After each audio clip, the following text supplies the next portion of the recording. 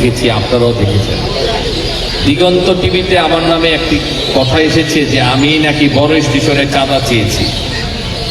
এটা মামলা হবে এবং দিগন্ত এবং টিভিও লিখছিলাম, এটা মামলা হবে এবং যিনি এই নিউজ করেছেন তাকে প্রমাণ করতে হবে যে আমি চাঁদপুরে কোথায় কার কাছে চাঁদা চেয়েছি।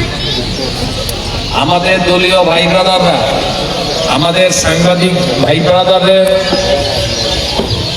কাছ থেকে কোনো কমপ্লেন পেলে যারা এখানে উপস্থিত আছেন, আমি নাম বলবো না, আপনারা নিজেরাই জানেন যে আপনাদের কতক্ষণ সময় লাগে আপনাদের ওই কমপ্লেন দেওয়ার পরে আপনাদের সেই জায়গাটা সমাধান করতে। আইদার তাকে নিয়ে আসা হয় থানায় এবং বাকিটা থানা বুঝে, আর না হলে সরা হয়। সব কিছু গায়ের আজকে এখন আপনারা এখানে এসেছেন, আমার ওই হলরুমের মধ্যে চিনি আছে, আলু আছে, আপনারা ছবি তুলে নিয়ে লিখবেন যে সরকারের চাল এবং চিনি এখানে চালও আছে, চালও আছে। এটা আমার ব্যক্তিগত অনুদান, আমার সাধারণ গরিব লোকের জন্য আমরা কিছু ঈদ উপহার দিব। সেখানে আমাদের সকল শ্রেণীর লোকজন থাকবে, সাংবাদিকরা থাকবে, আমাদের বিভিন্ন জোটের লোকজন থাকবে। কিন্তু তার মানে এই না যে আমি এই মাল, সরকারের অনুদানের মাল আমার ঘরে এনে ঢুকেছি।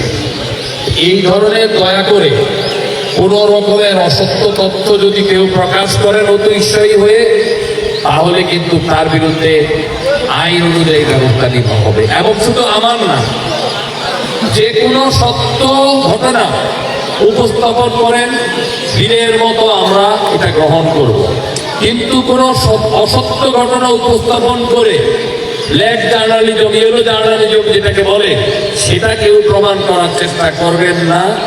আজকের টেকনোলজি যুগে আপনারা যতই মনে করেন ভোট বাহিনীর মাধ্যমে করবেন, সেটাও ট্র্যাক করা যাবে যদি চেষ্টা করা যায়। কারণ আপনাদের সাংবাদিকতা বয়স অনেক বেশি, আপনারা জানেন কিভাবে এগুলা বের করা যায়। একটা সময় আমরা সরকারের বাইরে ছিলাম, হয়তো বের করতে পারতাম না, কিন্তু এখন সব কিছু বের করা যাবে। আমি বলছি না যে আপনারা তথ্য দিবেন না, আপনারা সঠিক তথ্যটা দয়া করে উপস্থাপন করবেন। এবং আমাকে যদি আপনারা আপনাদের পাশে না পান, তখন বলবেন যে আমি আপনাকে ওই সময় পাই। লিখবেন, সাথে সাথে লিখবেন যে আমি চাঁদপুরের এমপি মহোদয়কে অথবা চাঁদপুরের জেলা বিএনপি সভাপতিকে আমরা জানাইছি, এটা কোনো প্রতিকার পাইনি। কারণ প্রত্যেকটা জিনিসের উত্তর আমার পক্ষে দেওয়া সম্ভব না। আপনারা এই চাঁদপুরের 30 লক্ষ লোকের প্রতিনিধি।